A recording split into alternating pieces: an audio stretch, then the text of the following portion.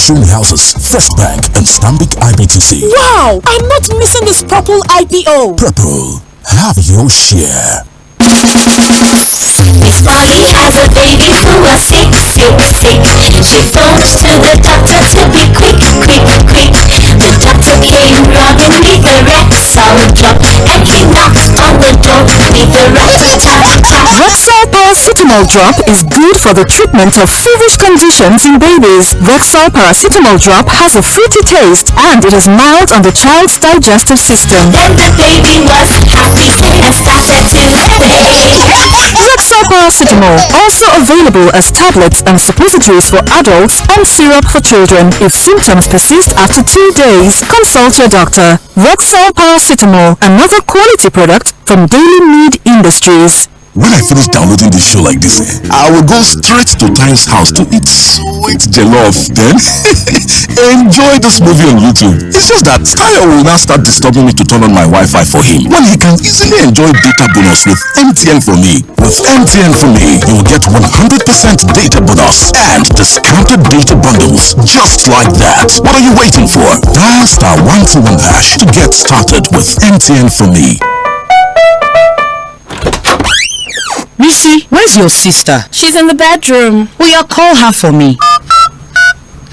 Baraka, mommy is calling you. Hey, Missy, Joe, please buy me chill drink from Dogo.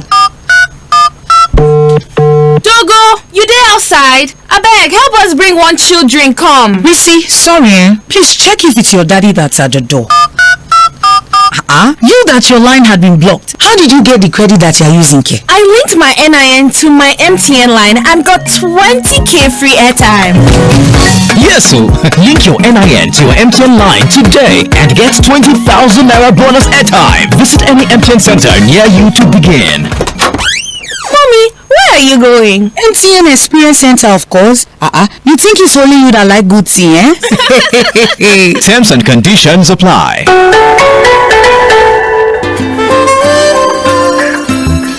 The 2022-2023 Universities and Polytechnic admission is here at the Eco College of Management and Technology, Eco City. Opportunity to gain admission and bag a national diploma degree is now available in the following courses: Mass Communication and Multimedia Technology, Banking Operations, Computer Engineering, Computer Science, Science Laboratory Technology, Performing and Media Arts. If you wrote the last JAMB and still seek admission, the opportunity is available at Eco College of Management and Technology to put the best in both theoretical and practical knowledge. Eco College of Management and Technology, Eco City, is approved and accredited by both the Joint Admission and Matriculation Board JAMB and National Board for Technical Education NBTE. At Eco City, our lecturers bring to the class both industry and academic experience. Facilities in the school include well-equipped laboratories, modern multimedia studio, hostel, sports complex, ultra-modern library, CBT hall, beautiful classrooms and office spaces. Eco College of Management and Technology is located at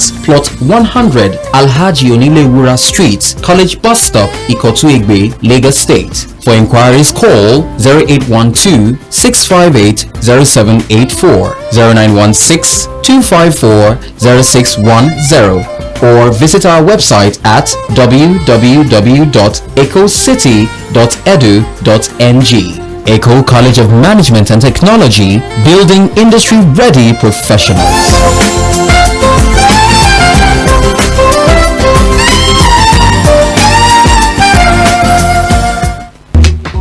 Mainland 98.3 FM. Don't touch the dial. 98.3 FM. Don't touch the dial.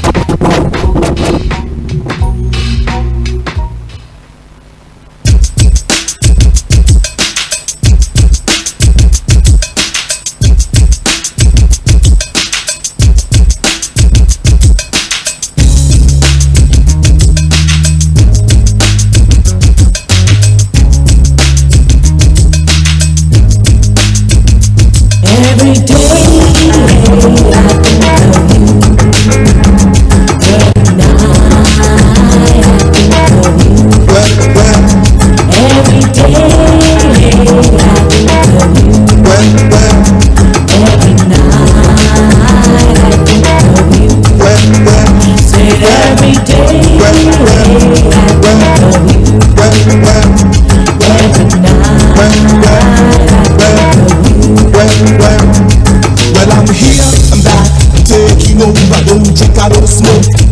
sober. I be African man, I be exotic lover. Pretty lady, nice to know ya, nice to know ya, nice to meet ya. What's your name? What's your name? Say what? Love me JJ, love me tender. I don't mess around, I'm not a great pretender. I'm the bad boy from Nigeria, the baddest boy in this area. You blow my mind with the way you walking, you blow my mind with the way you talking. Oh stop. Love me JJ, love me tender. Love me JJ, love me tender. Love me JJ, love me tender. Love me JJ, love me tender. You're my sugar, my honey, my tender lover. My sugar, my honey, my tender lover. My sugar, my honey, my tender lover. My sugar, my honey, my tender lover. When if you say you love me, I'll stay forever. When if you say you love me, I'll stay forever. When if you say you love me, I'll stay forever. When if you say you love me, I'll stay forever. Love me JJ, love me tender. Love me JJ, love me tender. Love me JJ, love me tender. Love me JJ, love me tender. Every day I think of you. Every night I think of you. Said every day I think of you. Every night I think of you. My African woman with the pretty face, slow and steady, wins this race. Beautiful girl, beautiful girl, come make me talk. I pick you up around 8 o'clock. Give me good love, you give me ecstasy. I give you good love, I be your fantasy. Oh, I love the way you walk, I no go lie. I love the way you dance, I no go lie. And me, never temperature rising, you give me fever. New York, Lagos, even London, anywhere you go, got it going on. Love me JJ, love me tender. Love me JJ, love me tender. Love me JJ, love me tender. Love me JJ, love me tender. You're my sugar, my honey, my tender lover. You're my sugar, my honey, my tender lover. You're my sugar, my honey, my tender lover. You're my sugar, my honey, my tender lover. Well, if you say you love me, I stay forever. If you say you love me, I stay forever. If you say you love me, I stay forever. If you say you love me, I stay forever. Love me JJ, love me tender. Love me JJ, love me tender. Love me JJ, love me tender. Love me JJ, love me tender. Love me JJ, love me tender. Love me JJ, love me tender. Love me JJ, love me tender. Love me JJ, love me tender. Every day I think of you. Every night I think of you.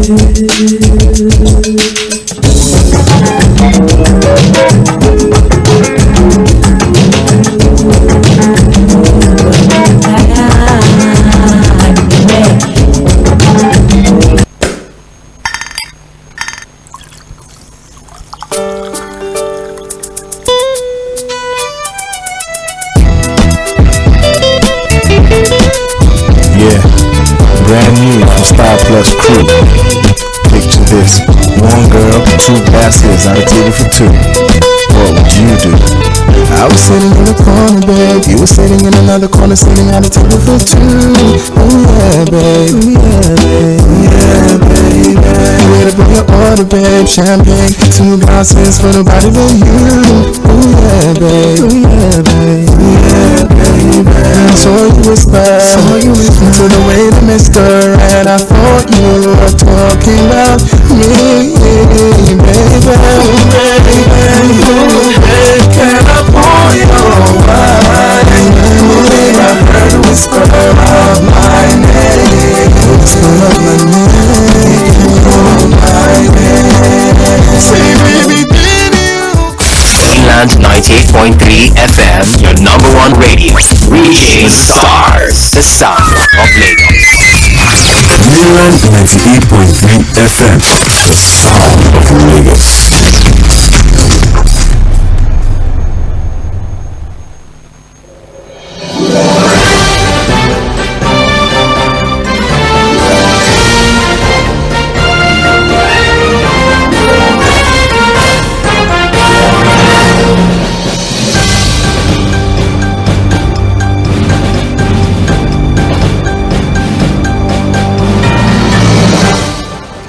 All right, yes, good morning once again and welcome. It's Mila 98.3 FM, the sound of Lagos.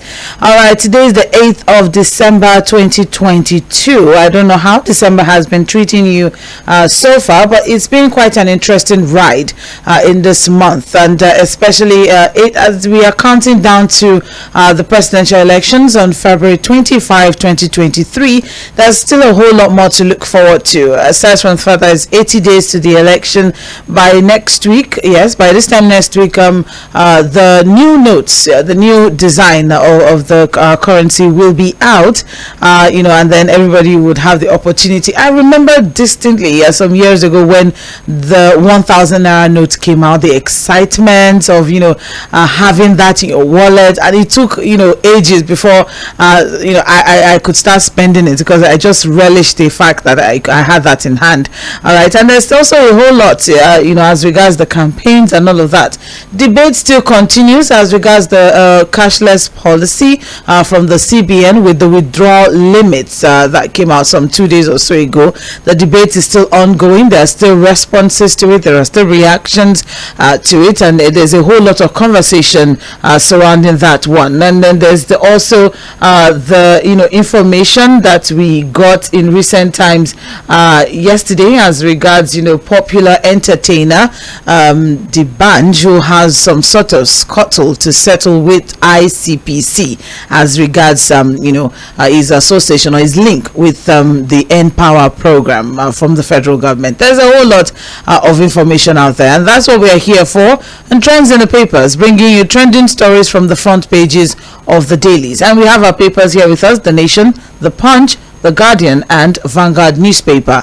My name still remains Omobola Sandra, and very soon we'll be having Saheed Fuhad joining in via the phone line.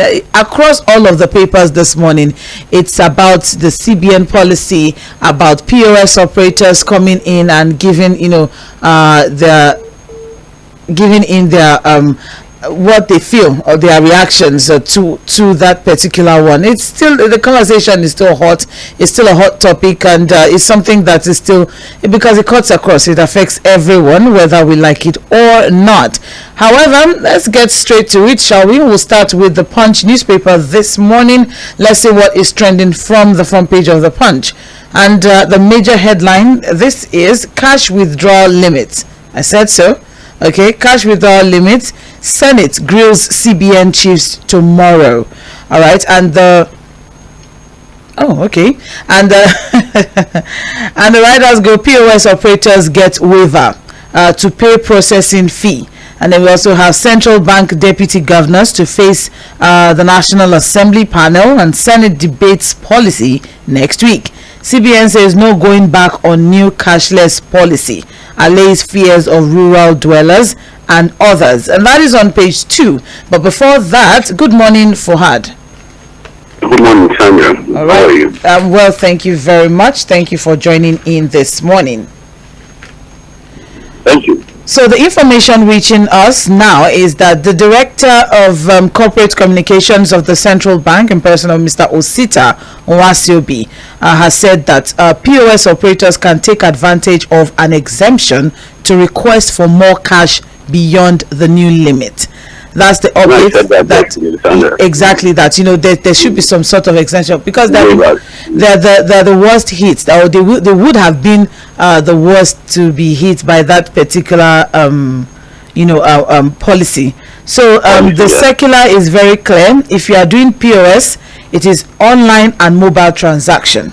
Whenever cash is involved, then there's a limit. However, there is an exemption in the circular which POS operators can apply for based on the volume of their transactions. All right, so if the POS operators can tap into this particular one, it would allay some sort of fears as regards mobile money banking or mobile banking, or mobile money banking for those in the rural areas and sort. However, aside from that, the Senate will on Friday grill 2 deputy governors of the CBN over the cash withdrawal limit policy that was unveiled, and they are planning to seek clarifications on the new directive which restricts over-the-counter withdrawal and so on. So according to the memo that was signed by the CBN's Director of Banking Supervision, all of that will be looked into. So deliberating on the policy on the floor of the Senate on Wednesday, the senators have said there's a need to debate the policy on the floor of the Red Chamber. Are we let me say this in Yoruba English. Are we spreading this more than it should be spread, or what do you think of the Senate looking into the withdrawal limit policy? No, we are not doing anything that is more than the normal and the usual. Okay. The Senate has a right to perform oversight functions and, of course, scrutinize policies that would have that would impact everybody. Adverse effects. Whether adverse or positive, it's important that sometimes when agencies of government like the CBN come up with policies, they are able to grill them, ask them questions, because they are supposed to be the representatives of the people. So there's nothing that they are doing that is not within the ambit of the law. It is their duty to do that. And of course, I'm sure the CBN will respond, would answer their questions if there are fears anywhere. Every Nigerian cannot sit down with the CBN to ask questions. Of course, maybe on social media, in the media, but these are the representatives of the people, the Senate, the House of Reps, have a duty to question some policies of government or its agencies and seek clarification on it. And if there are reasons for them to call for amendments or adjustments, why not? Policies are supposed to be for the people, to help the people better, and of course develop the society. So there's no overkill in all of this. It's just that that's how democracy functions, and that's the beauty of democracy. All right. Well, as it is now, the CBN deputy governors will be grilled on the policy with extensive debates on it will be made by the senators on Tuesday next week. Okay, moving on from that one, that is the major headline on the front page of the Punch on page 2. More details on page 2 of the Punch newspaper. But I would say that it's actually a good one. The fact that POS, that's the most, that's actually the most what it's exactly. I think the most reassuring that I said it yesterday that there may be some sort of waivers for POS operators, especially in the rural areas and even in the urban areas, because of I'm sure the waivers might come from what are the records of the daily transactions you do, if you require more cash and all that, you register as a POS person, is confirmed that. But again, in creating waivers, we are hoping that people in the banks will not manipulate the process. But I'm sure that for POS operators, there will be opportunities for waivers for them to have access, because again, the POS, whether you like it or not, are the ones servicing the unbanked population. Even if the banking sector is a form of job creation, they become a part of our lives. In fact, the idea of the 24-hour banking, they make it easy. There are areas that you just need to go and knock on the door of the POS operator and get cash. Sometimes you get, yes, I'm telling you. There are sometimes I don't know if that is safe, though. Have you noticed that most of the ATMs, and sometimes you go there's no cash and all of that, and the only option you have left at the POS operator. So, and then in the rural areas, there are the guys helping to really, make cash available for people for all manner of transaction. And so, I don't think the CBN would have to sit back and see POS operations fold up. It's a very important part of the banking world as we see in Nigeria, and I think it's important that they get this kind of waiver. More details on page 2 of the Punch newspaper. Moving on, we also have here EFCC auctions forfeited cars, wants compliance with guidelines. Okay, and that is on page 8 of. That's on page 8 of the Punch newspaper, and what that is, as we know, that the EFCC has commenced the auctioning of about 435 cars, which are subjects of final forfeiture orders in Lagos, and the exercise, scheduled to take place across all the Commission's zonal commands, started on Tuesday in Lagos with an inspection of items by members of the public, while the auction started on Wednesday and will continue today. So the items are available at 4 locations: Ikoyi. They're all in Ikoyi. All right. More details of that on page 8 of the Punch newspaper. We also have here polls. INEC knocks Tinubu over comments on e-transmission. So yesterday there was the conversation from the APC presidential candidate as regards, whether the BVAS, the credibility of the BVAS, okay, that will be deployed for the 2023 elections, okay, and now INEC has expressed some sort of shock that the APC candidate could question the efficiency of the technology, which had been used in several polls, including the governorship elections in Ekiti, Osun, and Anambra states. All right, and this is coming just some weeks after also the APC national chairman, also had his reservations as regards the BVAS, expressing concerns, as regards network and blind spots and whatnot. Okay, but responding to Tinubu's uncertainty, the chief press secretary to the chairman of INEC, in person of Mr. Rotimi Oyekomi, pointed out that the commission has been talking about the features, strengths, and advantages of BVAS since 2020, and they've used it, at off-season governorship elections in 3 states this year. So, regarding the credibility of BVAS and the e-transmission of results, they're saying that they have been talking about it, the features, that when it was introduced to replace the smart card reader, and also at every quarterly meeting they always hold some sort of reorientation and whatnot as regards that. So just all trying to allay the fears that anyone may have as regards the credibility of the BVAS. But this conversation, do you think it is any way, because INEC has already said that BVAS will be used at the 2023 general elections, but these fears, should we truly be having any source or cause for concern as regards the deployment of BVAS? Well, the headline is a bit sensational. INEC knocks Tinubu. The way we job. There's no knock anywhere. Just imagine the headline in another way. INEC alleged fears on use of BVAS. That would have been more appropriate, but not sensational.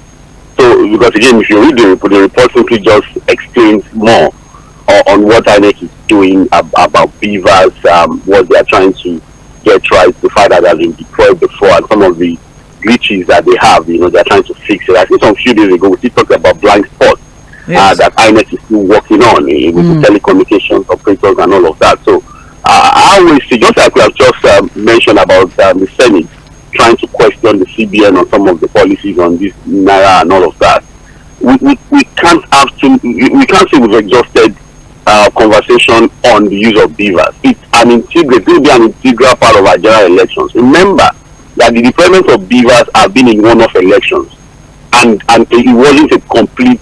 We couldn't say it has been 100% even in those elections. Those are one-off elections. The logistics, the arrangements for general elections are quite cumbersome. If you agree with me, Sandra, it's not. You deployed in Anambra, you deployed in Osun, fine, but it is important to question the use in general elections where the logistics will get more complicated and all of that. And like I said the last time, the chairman of the APC raised the same question. I said we don't need to crucify him for raising questions. I think what I need to do, just as they've done now, is to explain to anybody raising questions what they are doing to ensure that BVAS is deployed and then e-transmission is done successfully without any problem.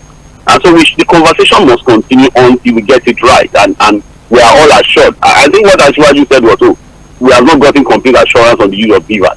It is now the job of INEC to continue to tell him and assure us and assure Nigerians and assure him too that look, as far as this election is concerned, BVAS has come to stay, and these are the things we are doing to get it right with BVAS.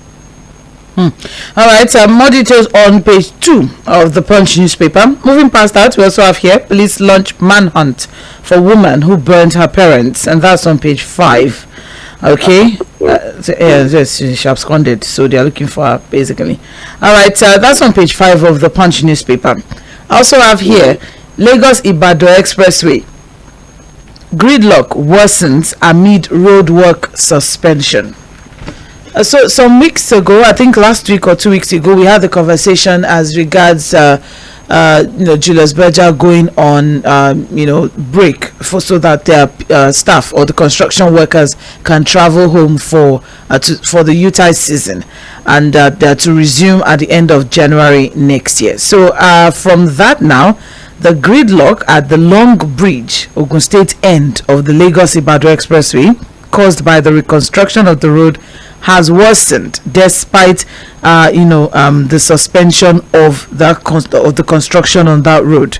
All right, so what we have now is that there have been no traffic improvements on the road, as people are still spending long hours in traffic. I had this conversation with one of our colleagues. I said, "Oh, you should get here faster." I mean, they said they suspended, the construction ongoing, but he said, "What? The traffic is still there." All right, so I mean, the traffic has stretched to the Magboro end of the expressway, as some motorists are still driving against traffic.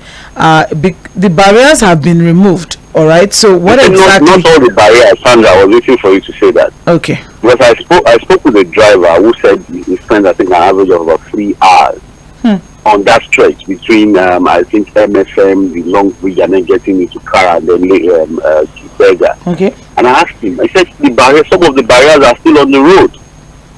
And so you ask yourself, if you suspended work, can they just please remove every barrier on that road? And I suspect, again, unfortunately, I've not gone to that part of the road. So until maybe we send some of our correspondents and to really know why there's still trouble. I would have expected that, look, at this point that the work has been suspended, all of the barriers on the road are completely removed, so that we can have free flow of traffic. Although at the Alausa end, after Berger, the barriers have been removed. So some of the barriers are still somewhere around Berger. But according to this report now, is the fact that the barriers were removed from only one section, so that they can commence or continue work in another section. Remember that they were supposed to have left all of this by December 5. Which was on Monday. All right, so by December 5 we're supposed to have free flow of traffic, but now the information from this report is that their plan is to leave around 15th, which is next week. Can you just, if they are suspended, you just leave? They did this thing that they are suspended work. They want to go on.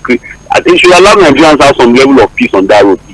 If they suspended work, why wait till 15th? So you see that, are they happy that Nigerians are suffering on that road?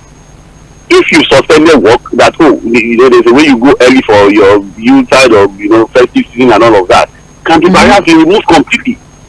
Because what the driver told me was that some of the barriers are still on the road. They're still on the road. If nobody is taking responsibility for traffic management on that road, the problem again with that particular part of the road is that between Ogun State and Lagos, nobody is really taking responsibility. That place belongs to Ogun State, but they are not really involved in traffic management on that road. Unfortunately, last man cannot leave Lagos and move into that part of the road. So you have a situation where most times what you see are just road safety guys, FRSC guys, and of course a lot of times they are outnumbered by the kiosks that are absent on that road. So nobody takes full responsibility of that part of the road.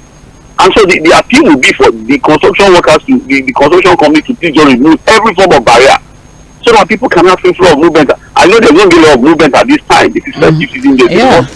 There's a lot of traveling and movement. Yes, exactly. All right. Well, as it is now, more details on page 5, because despite the fact that some barriers have been moved, some barriers, some of the turning points have also been changed, which has caused confusion, and that's why you see some people driving against traffic. So it's a whole lot of mess on that road. But we can get all of the details on page 5. I'm sure that because today being Thursday open mic, I'm sure probably Pastor Ambrose will also be able to throw more light. People who ply that road. Exactly. Yeah. Well, 1 or 2 people who ply that road will be able to give more information as regards that. That's on page 4 and pages 4 and 5 of the Punch newspaper. Moving on now, we also have here oil marketers fault NNPCL 34 days sufficiency claim. So we're back to the fuel situation. It's interesting that the marketers are just refusing to relent. They keep putting their information out there and putting their mind out there. So let's see what exactly we have from the reports for today. is that oil marketers in the country have questioned claims by the Midstream and Downstream Petroleum Regulatory Authority that NNPCL has petrol stock that could last for 34 days. And they're arguing that the products are hanging on the high sea. Sandra, you want my honest opinion? Or yours want my opinion? Let's go with the honest opinion. Okay, well, the reality is, well, for situation report, I think some of the filling stations, the major marketers, the queues are getting better. It's not as bad as in the last 1 week. Okay, so from this headline now, it's just a simple question. So if NNPCL say that they have 34 days worth of fuel, so now the question is, where is the fuel? Okay, that's the question, and unfortunately, we are not getting enough information from the NNPCL. We're not getting anything. So the oil marketers are saying that the fuel that they are claiming to have that can last us for 34 days is not yet in the country. It's on the high seas. It's not at the depot. It's not at the station. So that's the problem with the silence from the NNPCL. Sandra, I would not mention the name of any organization. There was a time that a particular organization that run a form of semi-monopoly in Nigeria on a particular product that is used for construction wanted to jack up the price of their product. And I'm sure people who know would be able to tie these things together. That particular company runs a form of semi-monopoly in the country. And of course, the product is majorly for construction work. And at that time, it was a resolve internally from that company to jack up the price of their product. You know what they did? They just disrupted supply, created artificial scarcity. And then, people were not very desperate. I remember that at that time, there was a construction that was going on for a friend. And so we were desperate. So the next thing we were asking questions. Even the distributors didn't have any answer. From the factory, no answer. And all of that. So all we just did was that there was scarcity. The trailers moving, we're having issues. So at some point, everybody was desperate to buy at any price. At whatever price we were desperate. Should I take the fact that this is deliberate away from this description? So if we are not getting enough information if we are not getting enough or any information from the NNPCL, it gives us the right to speculate that this is deliberate. Until they tell us otherwise, why we have this scarcity, then it is safe to conclude that it is criminal silence, and what we have now is deliberate disruption of the supply channel of petroleum into this country. And I think people should be held account for suffering Nigerians unnecessarily.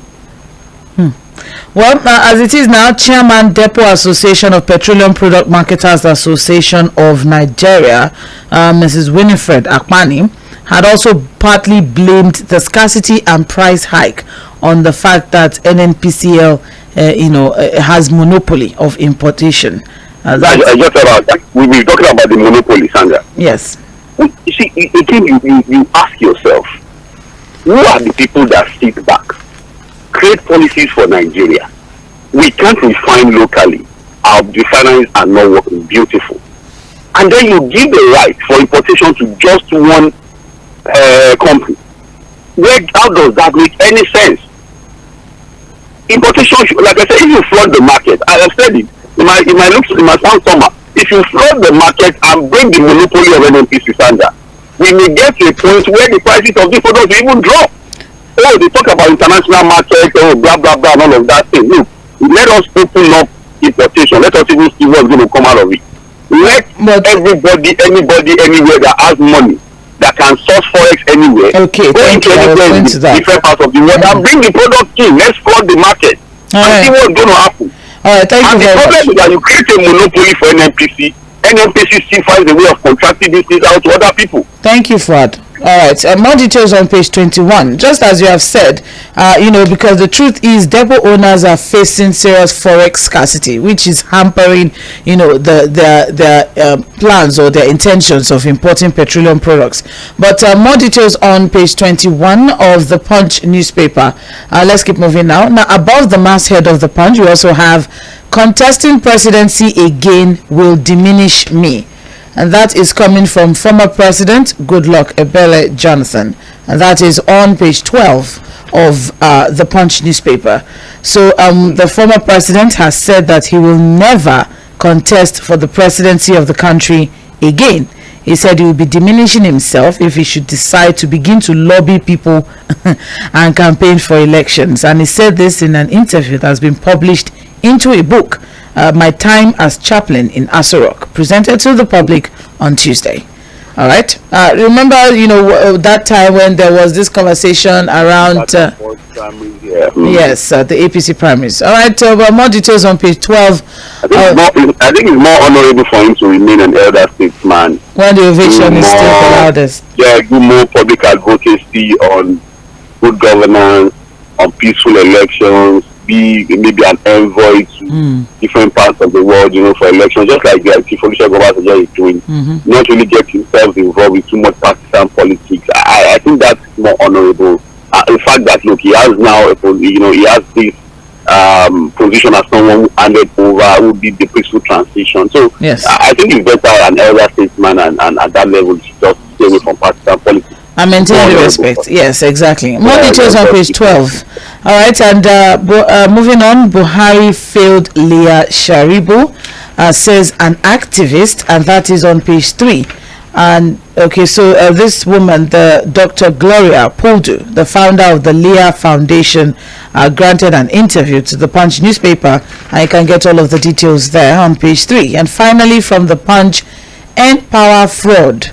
ICPC detains Dibanj. Lawyer cries foul. So yes, that story came, it took over, social media yesterday when it was confirmed that there has been the detention of popular artist Dibanj by the ICPC, Independent Corrupt Practices and Other Related Offences Commission, over allegations of fraud associated with the End Power program. Okay, and as it is now, we're still looking at what exactly is going to be the outcome. But what we have is that after several invitations, Dibanj actually turned himself in and was taken into custody at the ICPC headquarters and is currently assisting investigators to unravel the circumstances of the fraud allegations by the petitioners. So this will be all-encompassing and extends to other collaborators of the fraud, the banks where the beneficiary accounts are domiciled, and we'll keep looking into, we'll keep getting some, more information. But as it is now, the bank seems to be cooperating with the commission in their investigations. Well, Sandra, when the news broke, again, we are still expecting to get more information on this particular story, or maybe get a complete picture of the situation when they have their day in court. Should they be presented in court if whatever the ICPC have is substantial enough to take them to court, or they have a case to answer in court? So I think the court processes will give us more information as to what the issue is. But when the news broke, the first thing that came to my mind is I think he was just an ambassador for the End Power thing, and so I was asking myself, did they give him money to keep? How did money get into his account? Because the End Power thing was supposed to be a federal government poverty alleviation program for youth and all of that. So how did money move to the point where it's now part of whatever syndicate that diverted funds and all of that? But again, we should not over speculate on the issue. I think we should just wait to when they have their day in court to really know what exactly has happened between himself and Power and then all of the other people that ICPC is talking about now. So we just wait when they have their day in court. All right, thank you. Moving on now to The Guardian. It's trends in the papers on Mainland 98.3 FM. All right, and let's see what we have here. The major headline from The Guardian: CBN's cash withdrawal limits. Agents in uproar as Senate debates new policy on Tuesday. And the riders to that, they want us out of business. Mobile money agents lament. Policy good, but implementation will be difficult. It will be very difficult, Sandra. I agree on that. It will be very, very difficult. We always find a way of circumventing and manipulating things. So it will be very difficult, but let's see how it goes. Huriwa, cash withdrawal limits can't help Naira depreciation. will lead to job loss. That's coming from Human Rights Writers Association. Coming from still hanging onto the report from the Punch newspaper as regards the fact that POS operators can get a waiver to pay processing fee for higher limits. I think maybe the POS operators should look into that. They have an association, so I think that can be looked into. But just as you have said, the implementation, the fact that you can only withdraw 200 naira denominations from the ATM, you can only withdraw a certain limit, from the ATM, from the over the counter, and all of that. Some people will find that a little bit difficult to work with. But let's see what the outcome of the Senate, probing or questioning or investigation will be by Tuesday when they meet at plenary. That is on page 6 of the Guardian newspaper. Moving on, we also have here UK warns against intimidation of voters, rules out preferred presidential candidate. Why should the UK, why should anybody have any thoughts or this nation that the UK will have a particular candidate in mind on behalf of Nigerians for Nigeria?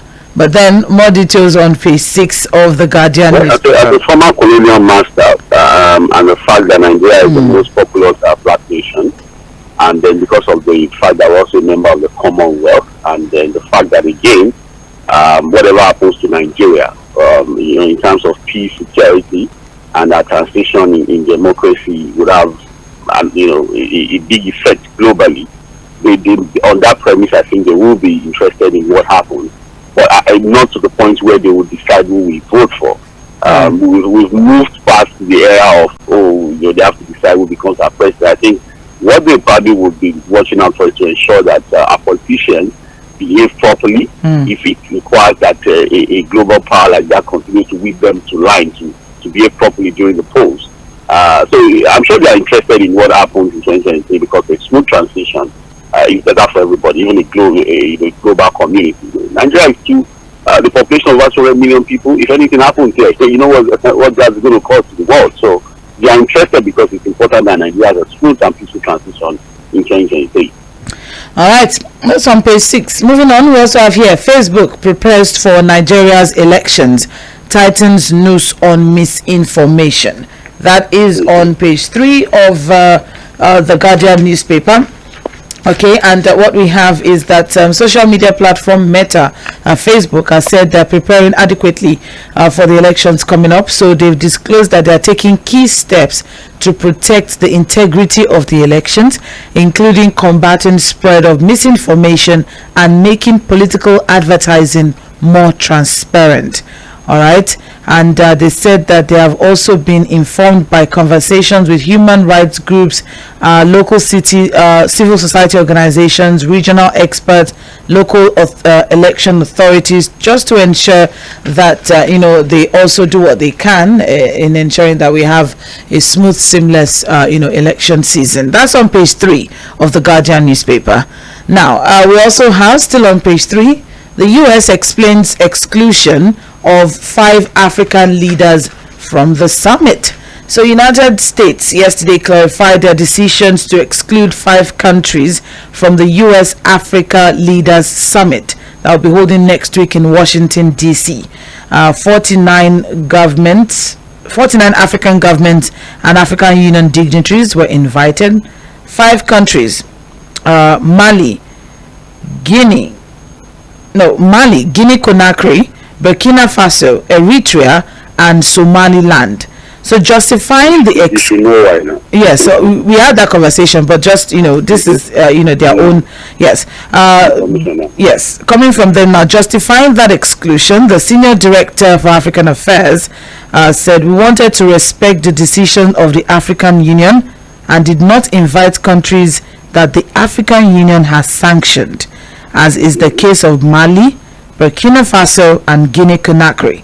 On the other hand, Eritrea and Somaliland were excluded because they don't have diplomatic relations with the United States.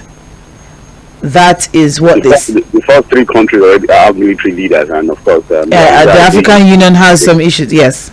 So of course, even the US ordinarily would not even have invited them, because you can't invite khaki boys into that kind of summit. The conversation is around democracy, so I'm wondering how military leaders would fit into the conversation. Not even the US that is the proponent of them, the major proponent of democracy all over the world, inviting military leaders to a summit. So I think, but for Somalia, I think yes, diplomatic channels have broken down a long time ago.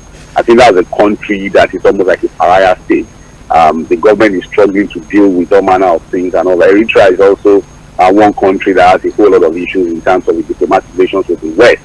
So I think it's clear why those 5 countries are exempted. But again, I hope that there will be a time that African leaders too will be able to stand tall in the world and not go cap in hand always to go for summits like that. And then don't be surprised at the end of the day you see African leaders still talking about aid, foreign powers giving us aid, casting our debt, and all manner of things. We are hoping that there will be a time. Yes, that's at the end of the whole thing. You see that will be the conversation, and that the West should look at canceling our debt, give us more aid, give us more support. I hope that we'll get to a point where Africa will be the pride of the world, where leaders can turn things around for the people really without looking at the West. But we'll get there one day, hopefully.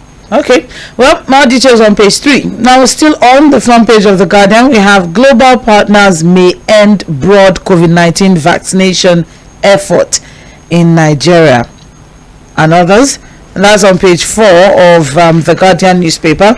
And let's see what exactly we have here. So the board of Gavi, that's the International Vaccine Agency, they met to debate shutting down the program known as COVAX amid swiftly waning demand for the shots. All right, so as it is now, there's a report that's been published.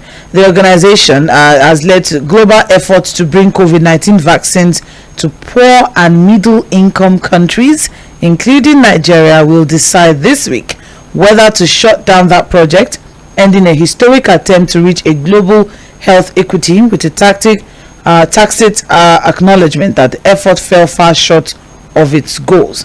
The truth is that the demand for COVID-19 vaccines is waning quickly throughout the world and is near non-existent in some countries that have the lowest rates of cases, COVID cases. So they will be deciding whether or not they should carry on with their program this week. That's basically what that is, and that's on page 4 of the Guardian newspaper. Moving on now, finally from the Guardian, we have Kaduna records over 300 cases of GBV under El Rufai, says Commissioner. And that is on page 29. Let me just put something out there for us to follow that particular report.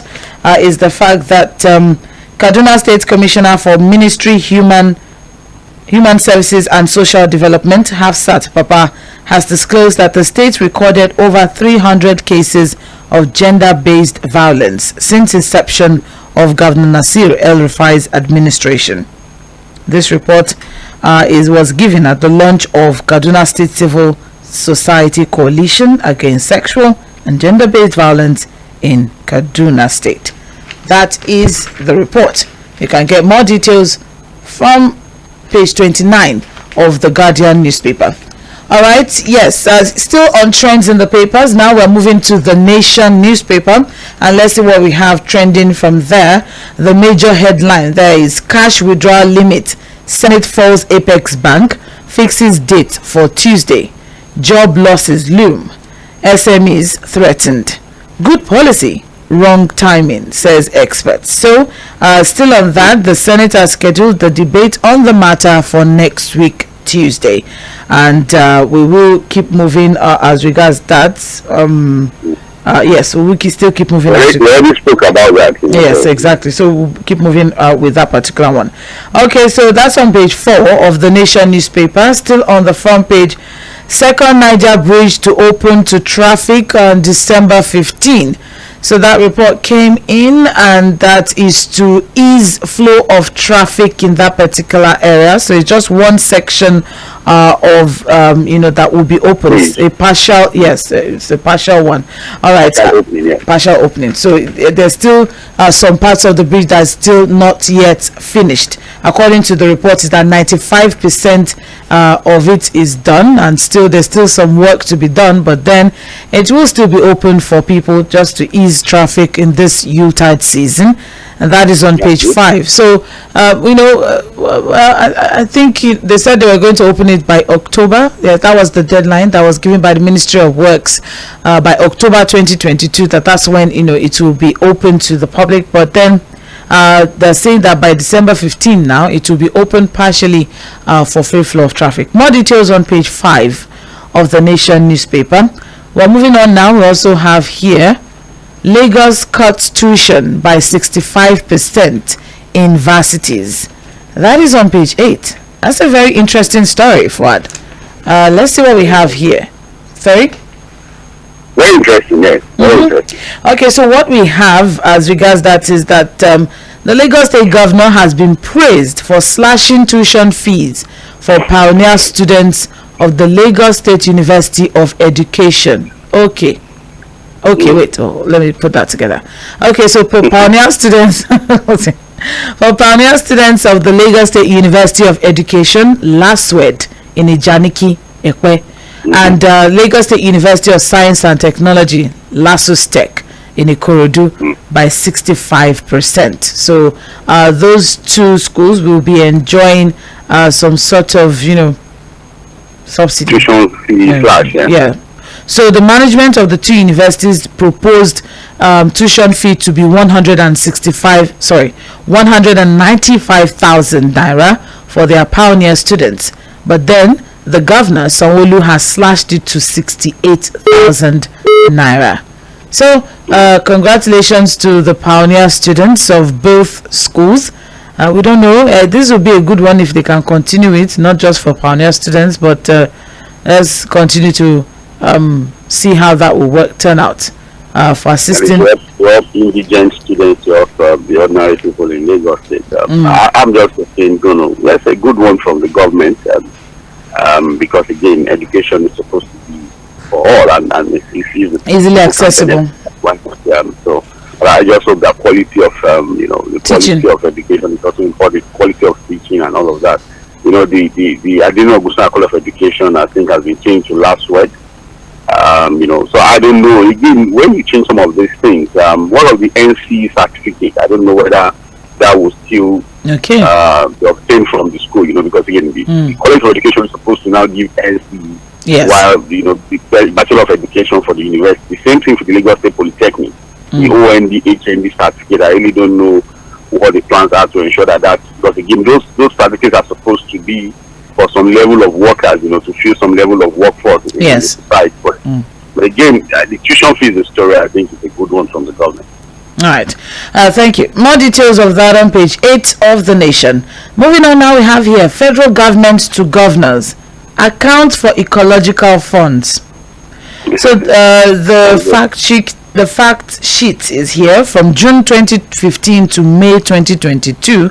So you can see the progression of the disbursement of the funds from how much? Yes, how much from June 2015. So June 2015 we started with 1.07 billion naira, and now we're on 15.98 billion naira as of May 2022. So the governors are again on the defensive yesterday, that the fact that they are to account for the over 200 billion naira given to states as ecological support since 2015. So the environment minister has asked the governors to explain how they applied the huge ecological funds they collected, and we'll see. I guess we'll keep having conversations between the federal government and the state government. Ever since derivation fund revelation. The ecological fund, I mean. Well, do you want my honest opinion or your opinion? I don't know which one you give. In the street, they will not account for anything. But in the street, there's a way we say it. You want to hear it? It's okay. Talk what to love. What's the law? Well, it's not at this point now. It actually is not funny. The fact that the federal government is trying to put information out there. We are giving these people money. We give them. Who's going to the cat now? Who's going to hold the governors accountable now? That's the environment minister is coming out now and saying that we disburse funds to you, just the same way the president also said we gave money to you to give local government. What did you do with it? We gave you derivation refund. What did you do with it? So the state governors have a lot. Come out to say what you did with the money. It is derivation refund. So exactly, and then you have there are some states that are owing staff salaries. You have states that they are paying half salaries. Some states are paying quarter salaries, and you have the fact that the federal government has been making a lot of revelation in recent times of how much the funds that have gone into the states. And aside from this, Fuad, you also have the fact that these state governors, aside from the funds, the allocation they get and all of that, they also borrow money. Exactly. They also borrow money. So what exactly is happening, from the state level? These are questions. Because, we always have that conversation, Fuad, that everybody just focuses that, it's the Buhari. Yes, exactly. It's the Buhari government. It's the Buhari government. But what about the governor in your state? Are you questioning him enough? Are you asking him the right question? Yes. Exactly. What exactly is happening? All right, and you hear that some states, especially when that flooding season came for her, that was another issue. The ecological fund was supposed to be for help with issues. Was supposed to help with the flooding. Issues of erosion, you hear some state governors coming up with the fact that the federal government is not even helping us. They are not coming to our aid. They are not doing anything. So and they got those money. When you have revelations like this, I don't know what we're supposed to make of it.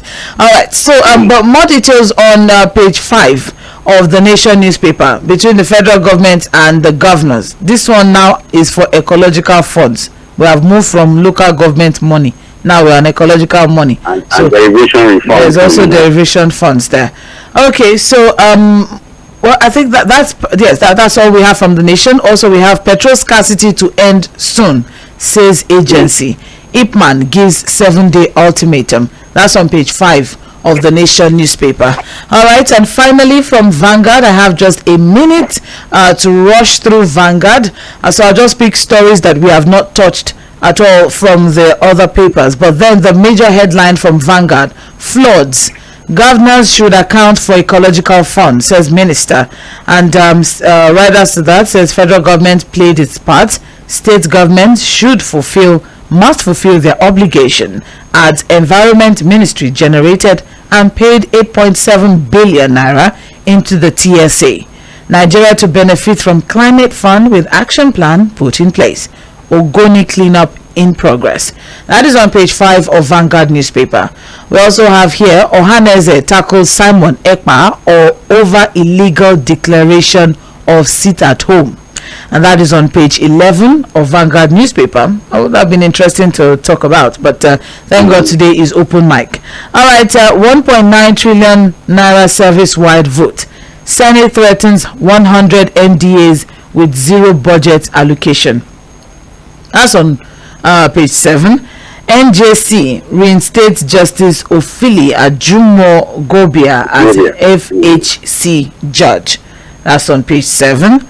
We also have here Atiku Obi promise Nigerians better future and end to ASU strikes. That's on page 27. We also have here federal government recovers 120 billion naira from crime proceeds.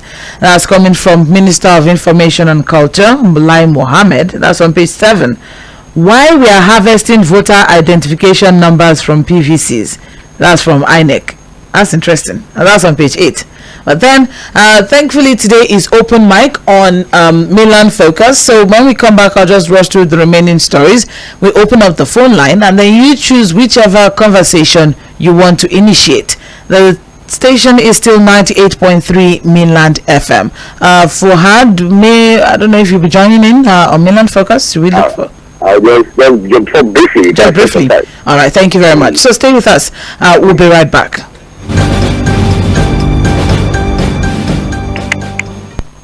I will go straight to Time's house to